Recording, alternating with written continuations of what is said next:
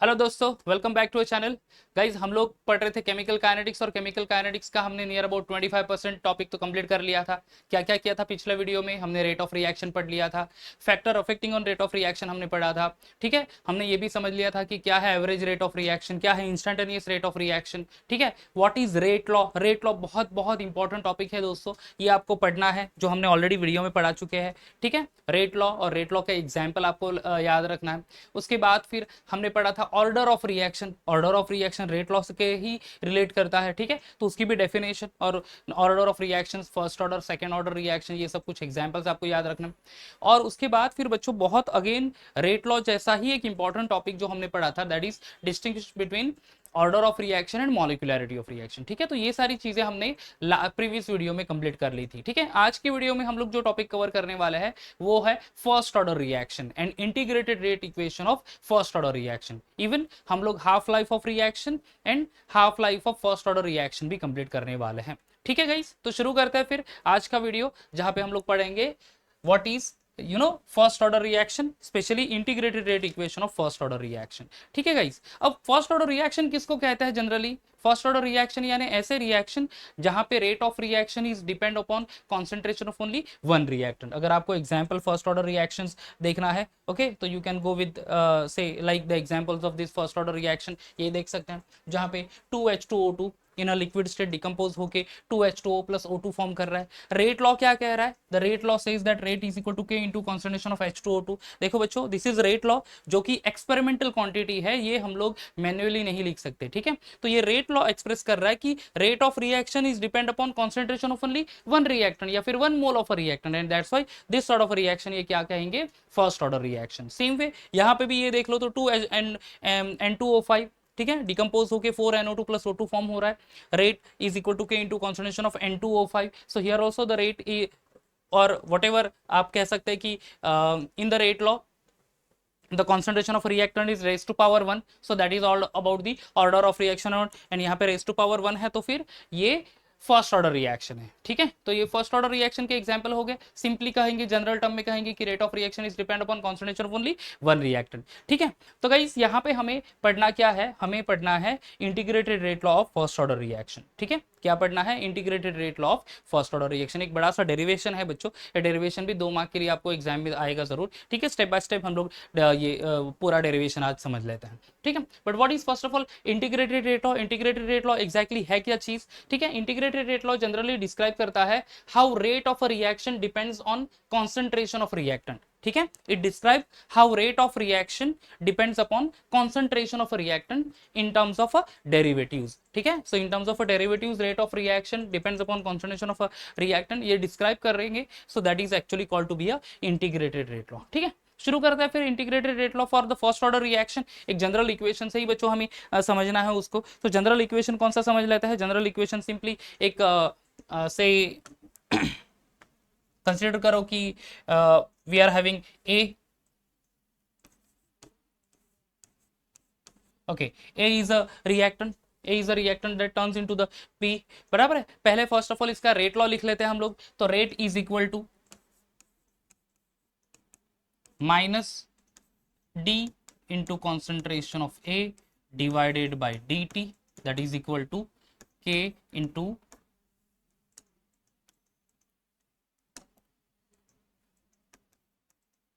Into concentration of A.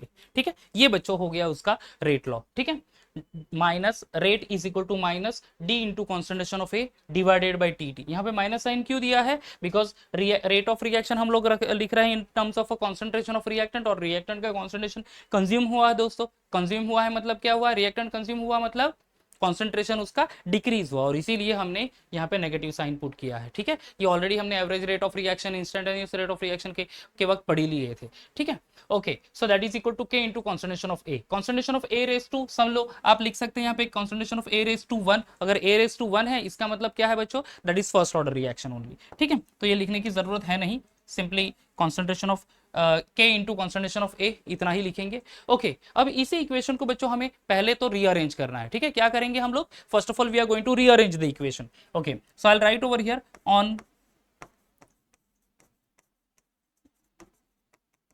rearranging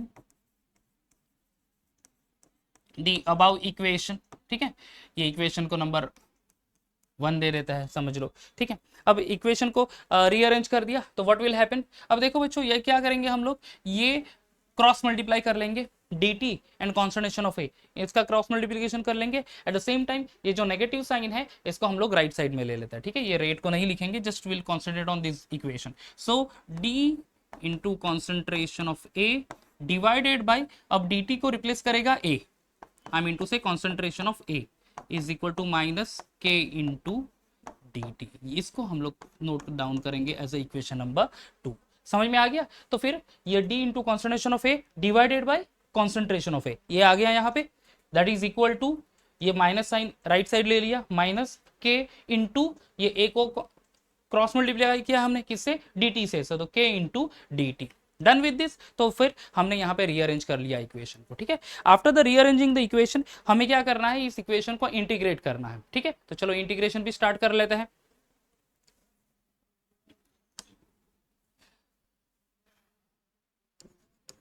On integrating the equation,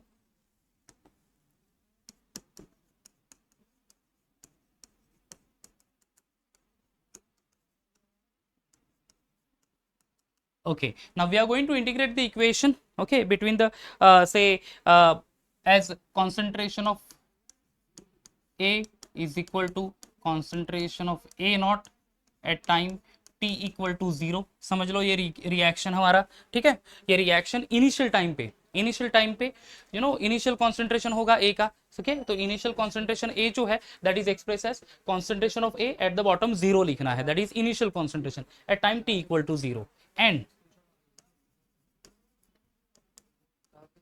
concentration of A is equal to concentration of AT at time T equal to T, ठीक है। अब जब time T equal to T है, आई mean to से कुछ reaction proceed हुआ, ठीक है, reaction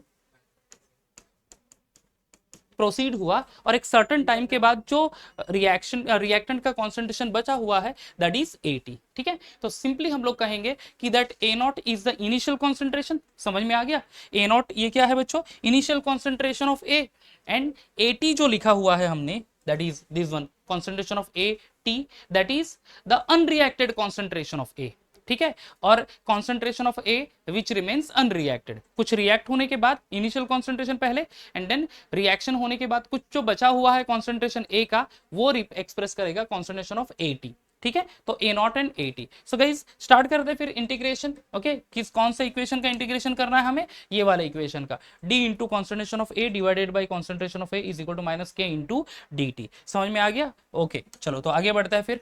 so integration of D into concentration of A divided by concentration of A, where integration run from concentration of A naught to concentration of AT which is equal to minus K। अब बच्चों देखो इस equation में, okay, ये वाला जो equation है इसमें K ये कांस्टेंट है, तो और इवन ये नेगेटिव साइन, तो negative even sign as well as constant term, इसका इंटीग्रेशन होता नहीं, तो उसको इंटीग्रेशन से बाहर निकाल लेते हैं हम लोग। इंटीग्रेशन करेंगे किसका, सिर्फ dt का, ठीक है। So here minus k into integration of dt which run from 0 to t, ठीक है। ओके अब यहाँ पे इंटीग्रेशन के कुछ फॉर्मूलेज बच्चों हमें यूज करने पड़ेंगे, आपने शायद इंटीग्रेशन मैथ्स चैप्टर में पढ़ लिया होगा। So integration of dx by x is equal to natural log of x, integration of dx is equal to x, ये फॉर्मूला आपने पढ़ा होगा। So integration of dx by x natural log of x, तो हम लोग लिखेंगे integration of d into concentration of a divided by a, that is concentration of A, okay.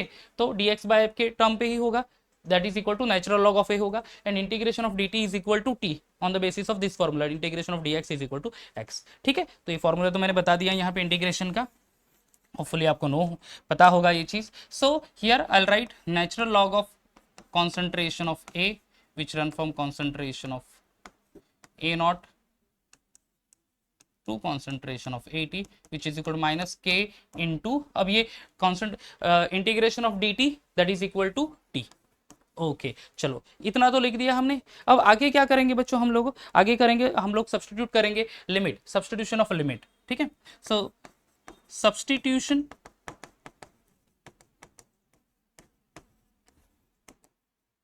Of limit gives, okay, limit को substitute करेंगे, natural log, this is ln यानी क्या बच्चों, natural log actually, okay, तो natural log of concentration of AT यानी क्या, जो a substance, जो रिएक्टेंट अनरिएक्टेड बचा हुआ है उसका concentration, minus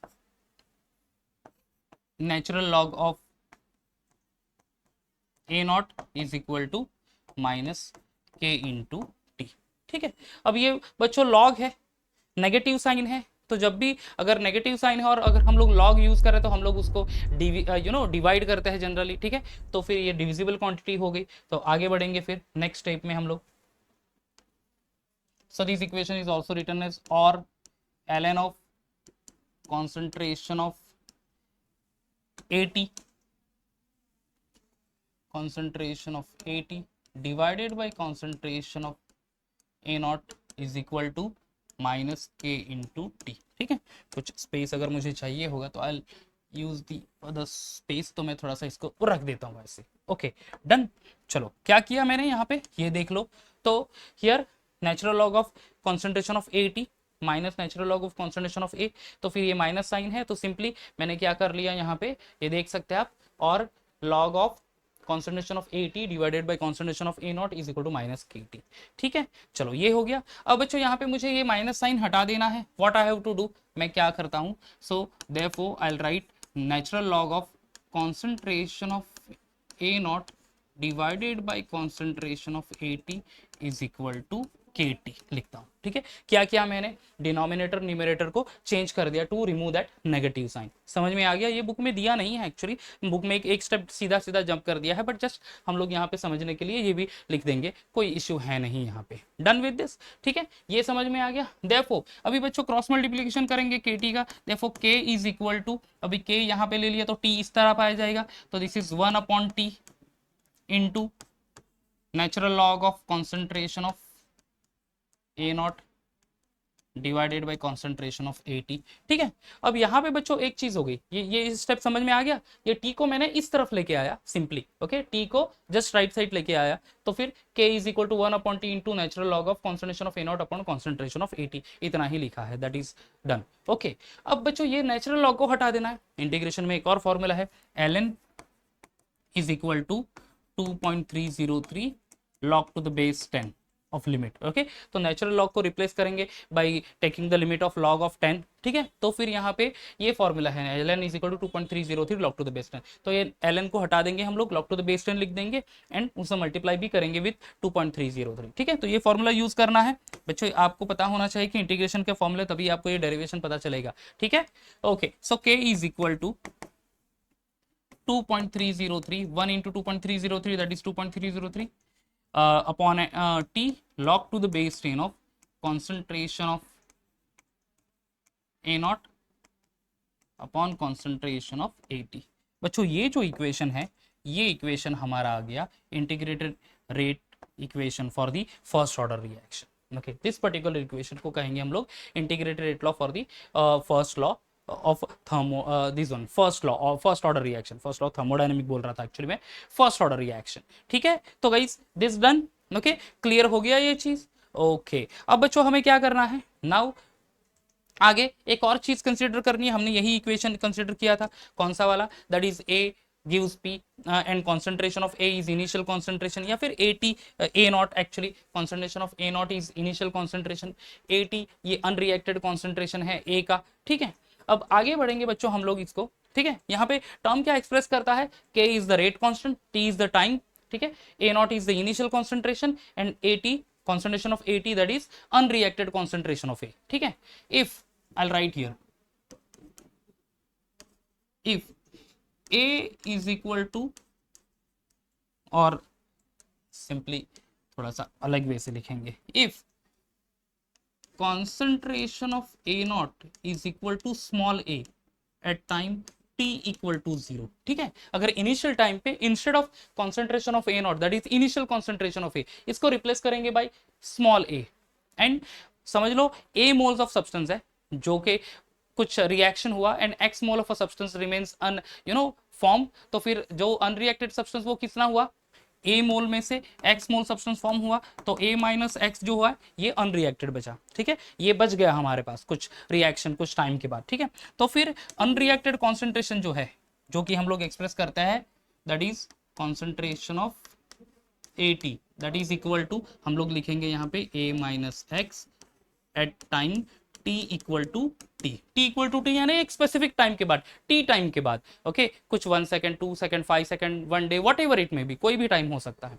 done with this, तो अगर हम लोग रिप्लेस कर दे ए नॉट को ए से एंड ए टी को ए माइनस एक्स से, तो फिर ये इक्वेशन हमारे लिए क्या बन जाएगा बच्चों, ये देखो तो k is equal to 2.303 divided by T log to the base 10 of a minus x, a divided by a minus x.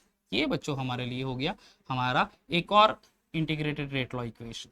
This is our one more integrated rate law equation. तो फिर आप लिख सकते हैं k is equal to 2.303 t log to the base 10 of concentration of a not upon a t, या फिर k is equal to 2.303 log to upon t log to the base 10 of concentration of a upon a minus x.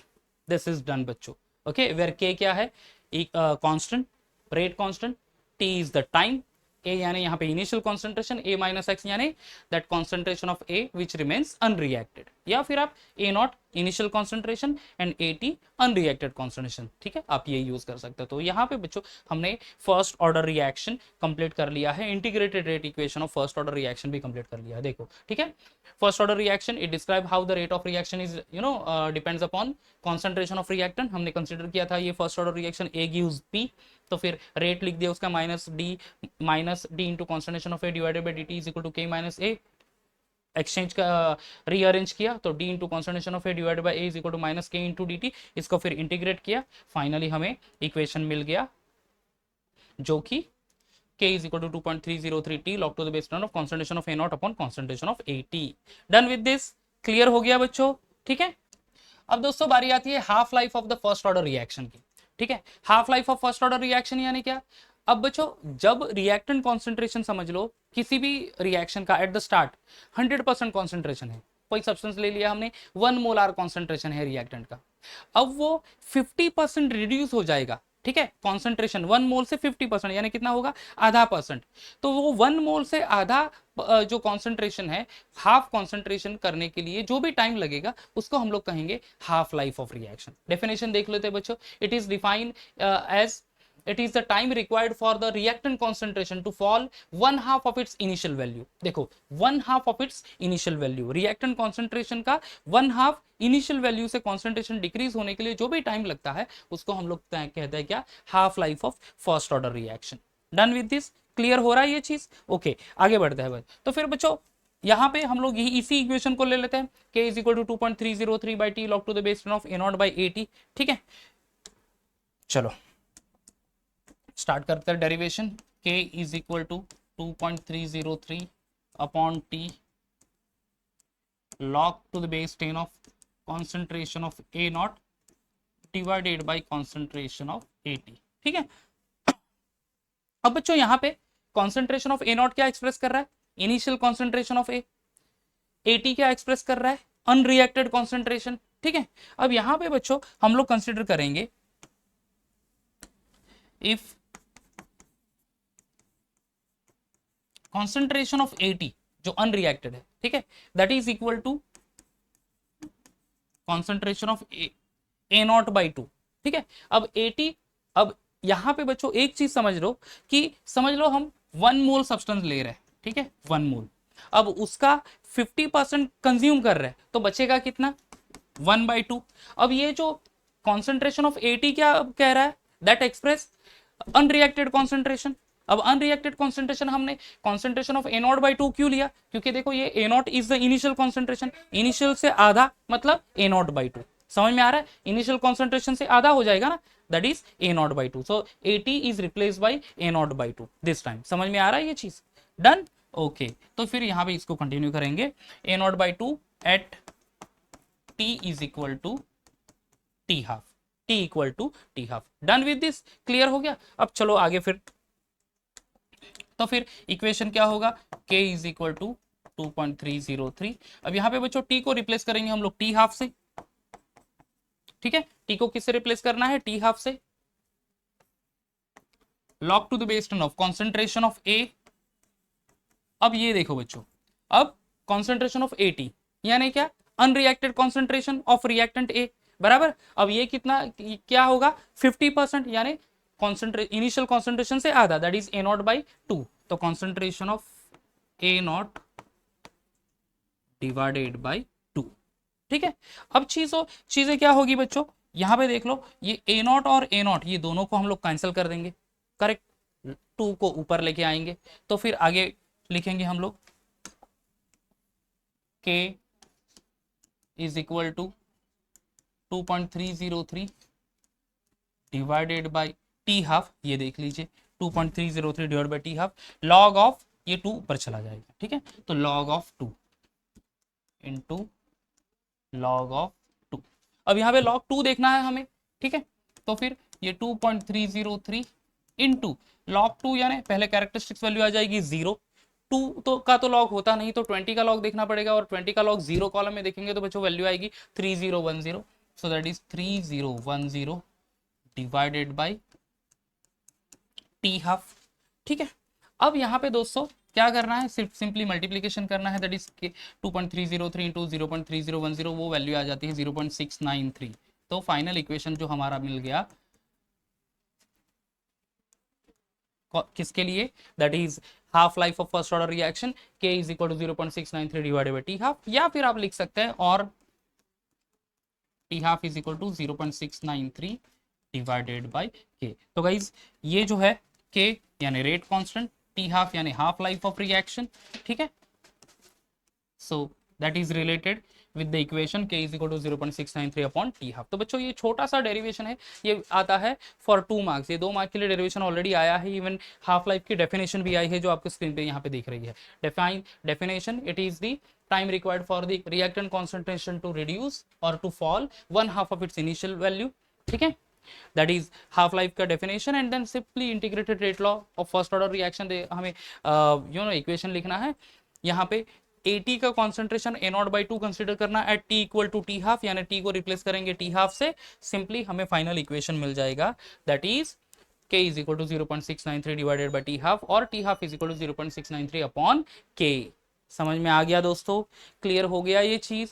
ठीक है, तो guys यहाँ पे हम लोग video complete कर लेते हैं, जहां पे हमने ऑलरेडी कंप्लीट कर लिया है, that is integrate what is first order reaction. ठीक है, integrated rate law of first order reaction, rate equation of first order reaction, half life of first order reaction. Okay, एक चीज जो बच गई है यहाँ पे, that is examples. Example already मैंने वीडियो में हमने स्टार्टिंग में भी देखा था, these are the few examples of first order reaction, जहाँ पे रेट लॉ पे कॉन्सेंट्रेशन रेज टू 1 है सिर्फ, यानी ओवरऑल ये रिएक्शन क्या है, फर्स्ट ऑर्डर रिएक्शन है दोस्तों। ठीक है गाइस, तो यहाँ पे वीडियो को एंड करते हैं। ठीक है, नेक्स्ट वीडियो में फिर आगे वाले topic, that is zero order reaction, then integrated rate equation of zero order reaction। ठीक है, collision theory, pseudo first order reaction, effect of temperature and catalyst on rate of reaction, everything ये शायद एक video में हम लोग complete कर लेंगे। तो गाइस अब यहाँ पे रुकते हैं, नेक्स्ट वीडियो में मिलते हैं, तब तक bye bye and take care.